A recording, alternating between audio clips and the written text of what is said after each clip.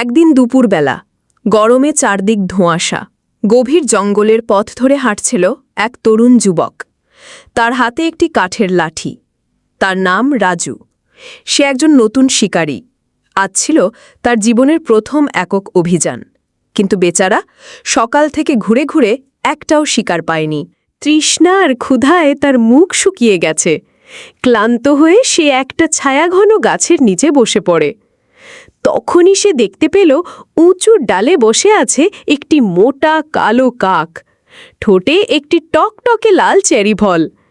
রাজুর চোখে আলো জ্বলে উঠল। সে ভাবল ফলটা পেলে অন্তত খিদে মিটবে, কিন্তু গাছে তো উঠতে পারবো না। ঢিল ছুড়লে কাক উড়ে যাবে। তাহলে করব কি? রাজু একটু হাসল। মাথায় এক বুদ্ধি খেলে গেল। ওহে রাজকাক, তোমাকে দেখে তো মুগ্ধ হয়ে গেলাম। এমন কালো পালক যেন ঠিক রেশমের মতো। এই বনের সব পাখির মধ্যে তুমি সবচেয়ে সুন্দর। শুধু রূপে নয়, শুনেছি তোমার কণ্ঠস্বরও নাকি অসাধারণ। তুমি যদি একবার গেয়ে শোনাও তাহলে আমার ভাগ্য খুলে যাবে। যখন কাক গান গাইতে শুরু করে তখনই ফলটি নিচে পড়ে যায়।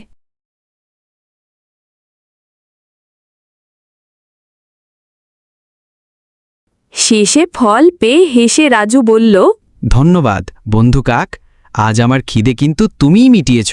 নিজের প্রশংসা শুনে গর্বে বুক ফুলিয়ে কা কা কা করল। আবার ফলটি হারিয়ে আফসোস করে কা কা কা করল।